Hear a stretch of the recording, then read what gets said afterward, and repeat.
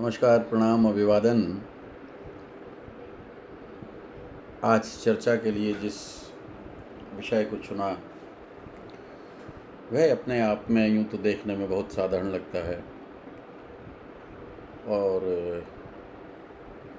ऐसा लगता है कि हाँ, इसके अतिरिक्त क्या है, मगर यह अपने आप में जितना साधारण दिखता है उतना ही असाधारण प्रश्न है।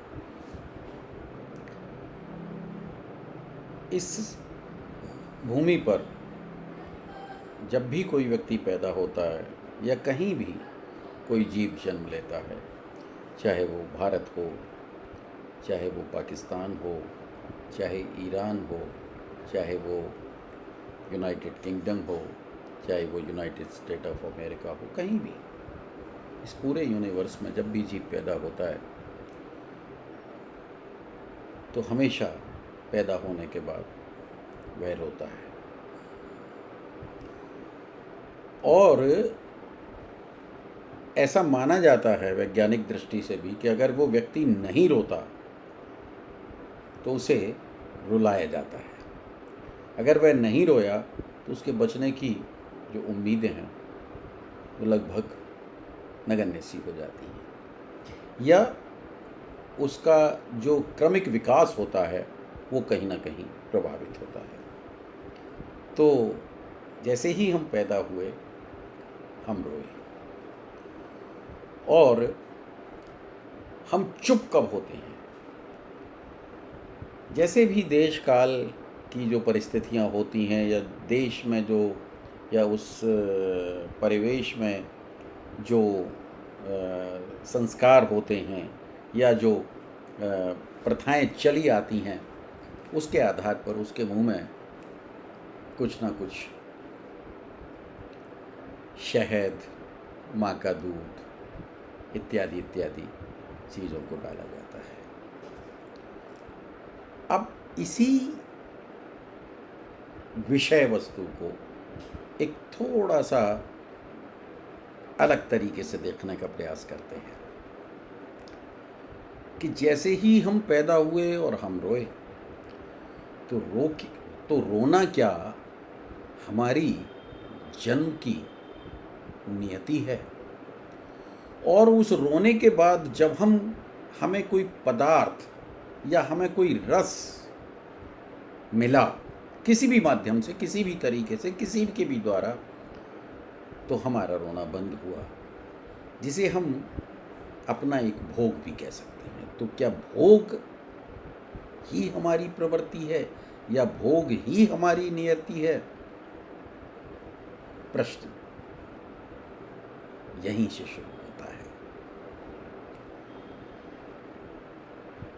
थोड़ा और बड़े होते हैं, इस रोने का स्वरूप किस तरीके से परिवर्तित होता है वह देखिएगा।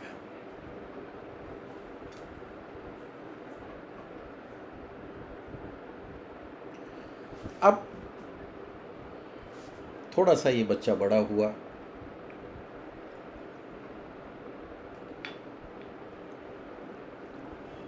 चलने लगा, फिरने लगा, पढ़ने लगा, तो इसके रोने के अंदाज में बदलाव आ गया। यह कुछ चाहने लगा। अब इसमें प्रतिस्पर्धा का, बैर का, अपने पराये का भाव पनपने लगा। यहीं से ये अपना और बेगाना, इसके अंदर एक अंतर करने लगता है। अब थोड़ा सा इसको और एक कदम बढ़ाते हैं। जैसे ही ये जीव अपनी बाल्यावस्था से निकलकर, शिशु अवस्था से निकलकर बाल्यावस्था के मध्य में पहुंचता है, तो ये अपने इर्द गिर्द होने वाली घटनाओं को समझने लगता है, देखने लगता है, परखने लगता है और उनका आकलन, मूल्यांकन, विश्लेषण करने लगता है। यहीं से या इससे थोड़ा और पहले उसके चैतन्य मन में, अवचेतन मन में ये क्या, क्यों, कैसे, कब, कहाँ, ये सब प्रश्न पैदा हो जाते हैं। यहीं से भिन्न भिन्न प्रकार के संशय उसके हृदय में जन्म लेने लगते हैं। तो क्या भ्रम हमारे जीवन की नियति है या संशय हमारे जीवन की नियति है? प्रश्न ये भी बड़ा है।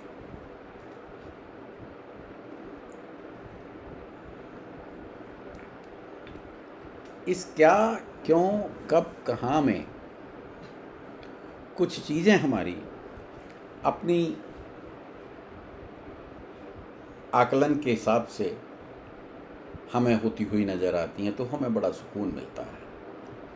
कुछ चीज़ें ऐसी होती हैं जो कि हमारे अथक प्रयास के बावजूद भी हमारे अपने मनोनुकूल नहीं होती, तो हमें बड़ा विषाद होता है और हम उस होने न होने में और भी ज़्यादा डूबते हैं। जैसे ही संशय बढ़ने लग जाते हैं, जैसे ही भ्रम बढ़ने लग जाते हैं, हम भिन्न भिन्न पटलों का, भिन्न भिन्न माध्यमों का और भिन्न भिन्न विधाओं से उस संशय को दूर करने का प्रयास करते हैं। जीवन की जटिलताओं को, जीवन की कठिनताओं को और जीवन की विषमताओं को भारतवर्ष में मुख्यतः है, अब तो विदेश में भी इसका चलन बहुत बढ़ गया है, लोग ज्योतिष के माध्यम से जानने, समझने या पाने का प्रयास करते हैं। तो इन्हीं सब प्रश्नों के लिए, इन्हीं सब चर्चाओं के लिए और इन्हीं सब संदेहों के निवारण के लिए इस चैनल को सब्सक्राइब करें। अच्छा लगे तो निश्चित रूप से अपने मित्रों में, अपने कुटुंबजनों में और जो इस विषय वस्तु को पसंद करते हैं उनके बीच में इसका वितरण कर सकते हैं। नमस्कार, प्रणाम, अभिवादन।